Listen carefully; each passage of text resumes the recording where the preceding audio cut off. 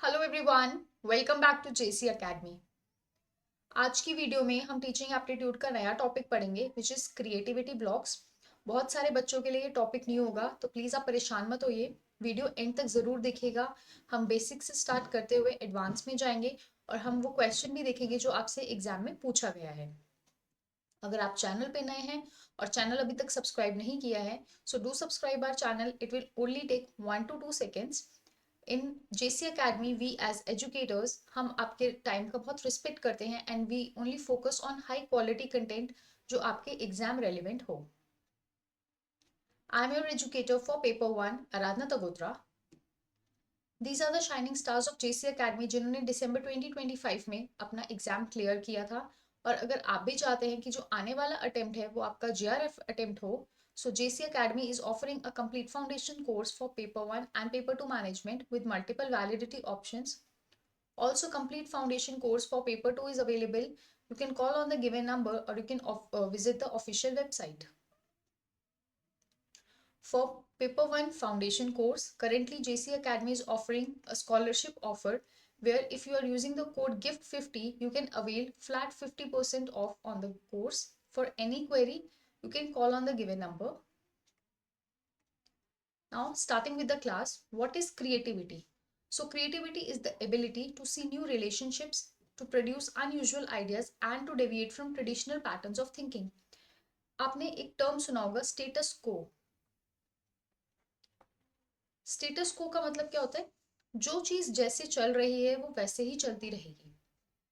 तो जब हम अपने स्टेटस को चेंज करते हैं, हम कोई नया प्रोडक्ट लाते हैं, हम कोई नया प्रोसेस इंट्रोड्यूस करते हैं, तो उसको क्या बोलते हैं? That is creativity. यानी जो एग्जिस्टिंग पैटर्न्स है सोचने का, देखने का, जो नजरिया है, जब हम उसमें थोड़ा सा मॉडिफिकेशन ला रहे हैं, हम उसमें कुछ नया इंट्रोड्यूस कर रहे हैं, वो क्या होता है? Creativity. So Guilford has described 5 mental ideas of creativity. 5 ideas हैं हमारे: cognition, convergent thinking, divergent thinking, memory and evaluation. Now, there are 4 stages of creativity. It starts with preparation stage, then we have incubation, third आता है हमारा illumination stage और fourth आता है हमारा verification stage. Now in the coming slides हम एक एक करके ये stage पढ़ेंगे. सबसे पहले आता है preparation stage. So it is the first stage where the individual clearly identifies the problem or opportunity. आपको दिख रहा है कि इस प्रोसेस में या इस प्रोडक्ट में ये लूप होल है, एक लूप होल है, एंड यहाँ पे अगर हम कुछ चेंज कर सकते हैं तो वो जो पूरा प्रोसेस है या वो प्रोडक्ट है वो हम रेक्टिफाई कर सकते हैं. तो फर्स्ट स्टेज क्या है? जहाँ पे आप आइडेंटिफाई करते हैं प्रॉब्लम को या आपको कोई अपॉर्चुनिटी दिखती है. It involves collecting the relevant information, studying the facts, analyzing the situations and gaining knowledge related to the issue. आप क्या कर रहे हैं? जो भी आपके पास इंफॉर्मेशन है आप उसको इकट्ठा कर रहे हैं, आप उसको कलेक्ट कर रहे हैं, आप फैक्ट्स को पढ़ रहे हैं, ठीक है, सिचुएशन एनालाइज कर रहे हैं कि एक्चुअली में क्या है, क्या चीज हो सकती है, क्या चीज नहीं हो सकती है, पॉसिबिलिटीज को आप एक्सप्लोर करने की कोशिश कर रहे हैं और आप नॉलेज गेन कर रहे हैं about that particular problem. This stage builds a strong foundation as creativity is more effective when supported by proper understanding and information. आपको जब तक उस सिचुएशन के बारे में हर एक चीज नहीं पता है, ऑब्वियसली जो आपका फाउंडेशन होगा या जो आपका बेस होगा वो स्ट्रॉन्ग नहीं होगा. तो इसीलिए प्रिपरेशन स्टेज में आप खुद को प्रिपेयर कर रहे हैं ताकि जो आपका फाउंडेशन है वो एक स्ट्रॉन्ग ग्राउंड पे फॉर्म हो सके. आपने प्रॉब्लम आइडेंटिफाई की, आपने जो भी रेलिवेंट डेटा फैक्ट्स थे वो कलेक्ट किए और आपने सिचुएशन को एनालाइज किया. सेकेंड आता है हमारा इंक्यूबेशन स्टेज. इंक्यूबेशन क्या होता है? जहां पे problem is temporarily set aside but the mind continues to work on it subconsciously. अब आपने सोचा कि ठीक है यार प्रॉब्लम है, कोई बात नहीं, ठीक है, थोड़ी देर के लिए आपने सोचा कि मैंने साइड कर दिया, बट कहीं ना कहीं वो आपके दिमाग में बात चल रही है कि उस प्रोसेस में या उस प्रोडक्ट में ये लूप होल है which needs to be corrected, which needs to be rectified. So during this period no direct effort is made to find a solution. आप कोई डायरेक्ट एफर्ट नहीं लगा रहे हैं कि आप सोल्यूशन फाइंड कर रहे हैं. रिलैक्सेशन, रेस्ट और engaging in other activities often help ideas to develop naturally.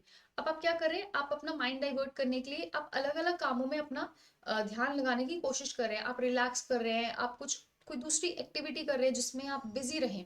तो उससे क्या होगा कि कहीं ना कहीं आप वो जो आइडियाज है ना वो सबकॉन्शियसली नेचुरली डेवलप हो रहे हैं।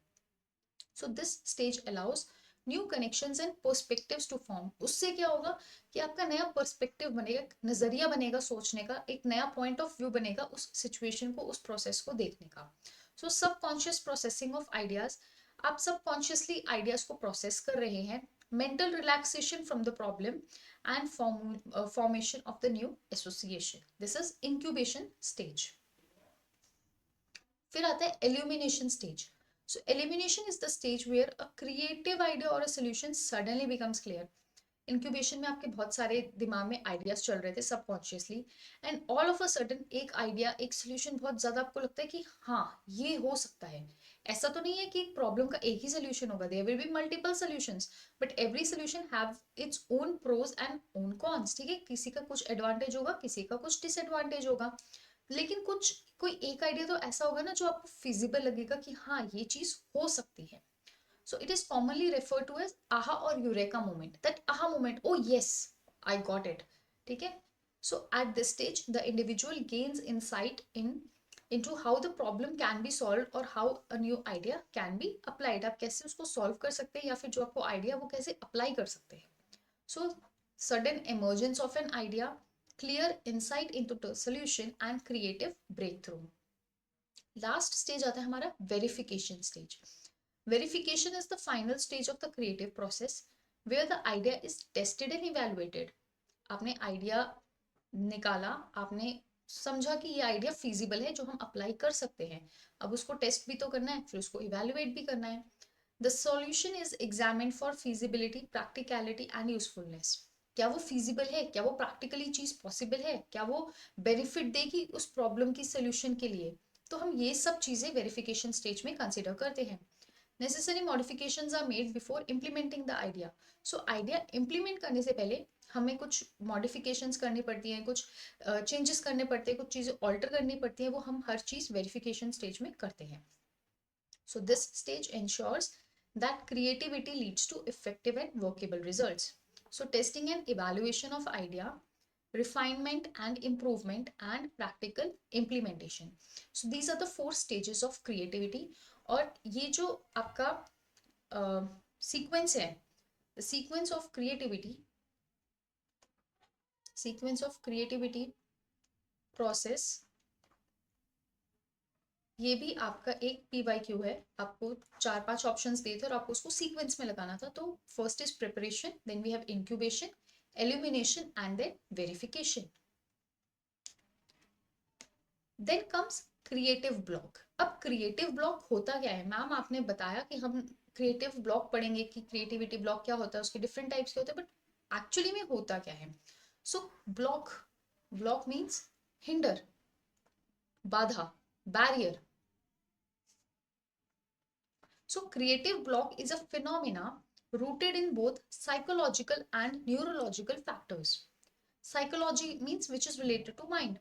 So psychological हो गया जो आप सोच रहे हैं, ठीक है, लाइक आपको लग रहा है कि लोग मुझे जज करेंगे, ठीक है। So the fear of judgement, perfectionism और external pressures leading to heightened stress and anxiety, वो क्या होता है? Psychological perspective. It is related to mind, but it is basically motivated by the external forces, कि लोग मेरे बारे में क्या सोचेंगे, क्या लोग मुझे परफेक्ट समझते हैं, अगर मैंने ऐसा नहीं किया तो वो मेरा परफेक्शनिज्म खत्म हो जाएगा। तो आप जब वो हर एक चीज को कंसिडर करके स्ट्रेस और एंजाइटी में जीते हैं ना, so that is creativity block. और ये एक हमारा साइकोलॉजिकल फिनोमेना है। न्यूरोलॉजिकली जो क्रिएटिव ब्लॉक होता है, it can be linked to reduce activity of the brain region. हमारा एक ब्रेन का रीजन होता है, ठीक है, जो हमारी क्रिएटिव थिंकिंग और डिसीजन मेकिंग करता है।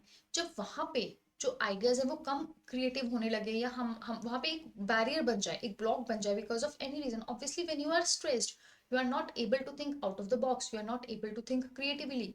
आप कुछ इनोवेटिव चीजें नहीं कर पाते हैं, चाहे वो चीज आपके सामने भी है, वो सिचुएशन सामने है, उसका सॉल्यूशन भी सामने है, but just because you are like high in anxiety, ठीक है, you are high in stress, तो आप वो चीजें नहीं, जैसे बोलते हैं ना कि कुछ चीजें हमारी आंखों के सामने होते हुए भी हमें नहीं दिखती है, वो वही होता है।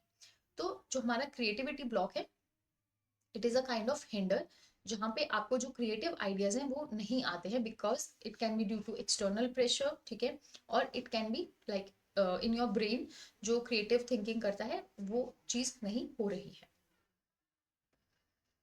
अब हमारे 4 ब्लॉक्स आते हैं क्रिएटिविटी ब्लॉक के, मतलब 4 पार्ट्स आते हैं। The first is perceptual block. So it relates to the way we perceive the world and problems within it. हमारा देखने का नजरिया, हम दुनिया को किस नजर से देखते हैं, या जो उसमें प्रॉब्लम्स एग्जिस्ट करती है हम उसको कैसे देखते हैं, that is perceptual block. Perceptual means perception. These blocks involve limitations in our ability to see, observe and analyze things. हम कोई चीज देख रहे हैं, हम सिर्फ अपने पर्सपेक्टिव से देख रहे हैं, हम किसी और का पॉइंट ऑफ व्यू नहीं देख रहे हैं, वो क्या एक लिमिटेशन है। If someone has difficulty in isolating or clearly defining the core problem, it is often due to perceptual block, such as seeing things only from one perspective. आप सिर्फ अपने नजरिए से देख रहे हो, तो आपको वो चीज सही भी लग सकती है, आपको वो चीज गलत भी लग सकती है। That is perceptual block.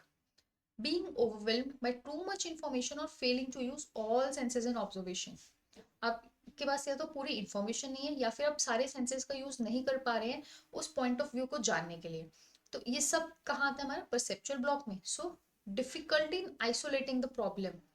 आप प्रॉब्लम को अलग नहीं कर पा रहे हैं, ठीक है, आपको समझ नहीं आ रहा है कि मैं क्या देखूं, मैं क्या ऑब्जर्व करूं, क्या एनालाइज करूं। All this is a part of perceptual block. फिर आता है हमारा सेकेंड, आता है हमारा emotional block. So it is related to the feelings and attitudes that hinder creativity. अब हर चीज हमारे नजरिए से तो नहीं लिंक होती है, कुछ चीजें हमारी एटीट्यूड और फीलिंग से भी रिलेटेड होती है, कि फीलिंग्स ऐसी आ रही है या एटीट्यूड ऐसा है कि हमारी जो थिंकिंग है वो क्रिएटिव नहीं हो पा रही है। So these can include fear of failure, fear of judgement, inability to tolerate ambiguity, excessive enthusiasm और इवन डीप सैडनेस। सो ये जितने भी रीजंस है कि लोग हमारे बारे में क्या सोचेंगे, हम अगर फेल हो गए तो, ठीक है, हम जो इतना ओवर थिंकिंग करते हैं, सब किस में आता है, इमोशनल ब्लॉक में आता है। इमेजिनेशन इज अ की कॉम्पोनेंट ऑफ क्रिएटिविटी। आप जब तक सोचेंगे नहीं, आप तब तक क्रिएटिव नहीं हो सकते हैं। allowing us to explore the possibilities and generate novel ideas. A lack of access to areas of imagination can be caused by emotional constraints like fear of looking foolish, ठीक है, अरे मैं ये करूंगा मैं बेवकूफ लगूंगा, मैं ऐसा बोल दूंगी मैं पागल लगूंगी। ये सब कुछ क्या है, this is the fear of looking foolish. और एंजाइटी, जिससे जो हमारा क्रिएटिव होने का जो दायरा होता है, जो स्कोप होता है, वो लिमिट हो जाता है।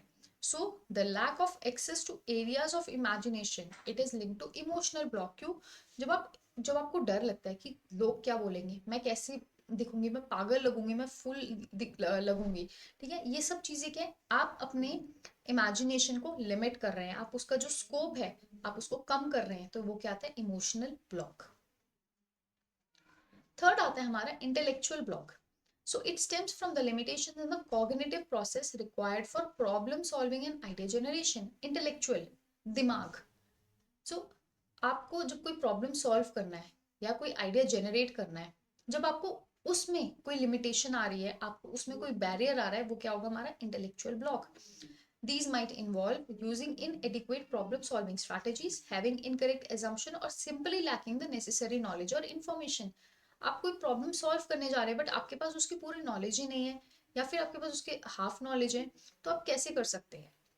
If someone lacks correct information, आपके पास करेक्ट इन्फॉर्मेशन की कमी है, और the foundational knowledge which is related to that problem, आपके पास बेसिक ही नहीं पता आपको उस प्रॉब्लम का, या आपके पास जो जितनी इंफॉर्मेशन होनी चाहिए थी वो है ही नहीं अवेलेबल, तो वो क्या आएगा, आपका इंटेलेक्चुअल ब्लॉक आएगा। क्यों, क्योंकि आपकी जो इंटेलेक्चुअल कैपेसिटी है टू जनरेट द आइडियाज वो लिमिट हो जाएगी।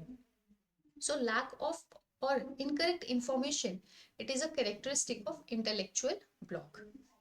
फोर्थ आता है हमारा cultural block. So cultural block arise from the norms, values and expectations of the society और अ ग्रुप। कल्चर, हम किस कल्चर में हैं, हमारे क्या वैल्यूज हैं, हमारे क्या बिलीफ सिस्टम है, ये सब क्या फॉर्म करता है, कल्चर। और जब इसमें कुछ लिमिटेशंस आती हैं, that will become a cultural block. These can include pressure to conform, adhere to tradition, acceptance of authority without question, और certain social attitude towards creativity or specific behaviors. बहुत सारी चीजें, बहुत सारे इमेजिनेटिव आइडियाज हम नहीं एग्जीक्यूट कर पाते, क्यों? क्योंकि हमारी सोसाइटी क्या बोलेगी, हमारा कल्चर क्या बोलेगा, वो जो आइडिया है या वो जो प्रोसेस होगा वो हमारे कल्चर के, हमारे ट्रेडिशन के अगेंस्ट जा रहा है, so you are not allowed to execute it, तो वो क्या है, it is a cultural block. The belief that playfulness is for children only is a cultural attitude in some societies. बचपना बच्चों के लिए ही अच्छा है, ऐसा नहीं है. हम बोलते हैं ना, उम्र क्या चीज है, दिल जवान होना चाहिए, दिल बच्चा होना चाहिए, age is just a number. ठीक है, बट हम अगर हम ऐसा एक्चुअली में करने लगे, ठीक है, तो हम क्या बोलते हैं, अरे क्या पागलों वाली हरकतें कर रहे हैं, ठीक है, इतने बड़े हो गए और बच्चों की तरह हरकत कर रहे हैं. तो ये क्या आता है, हमारा कल्चरल ब्लॉक.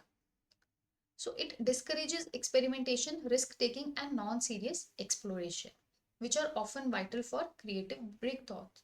मतलब आपको जब क्रिएटिव होना है ना, आपको हर लिमिटेशन से ना, you should be free from all the limitations, whether it is intellectual, whether it is cultural, ठीक है, whether it is ये जो हमने पढ़ा परसेप्शन, ठीक है, लोग क्या सोचते हैं, आपको नहीं सोचना है.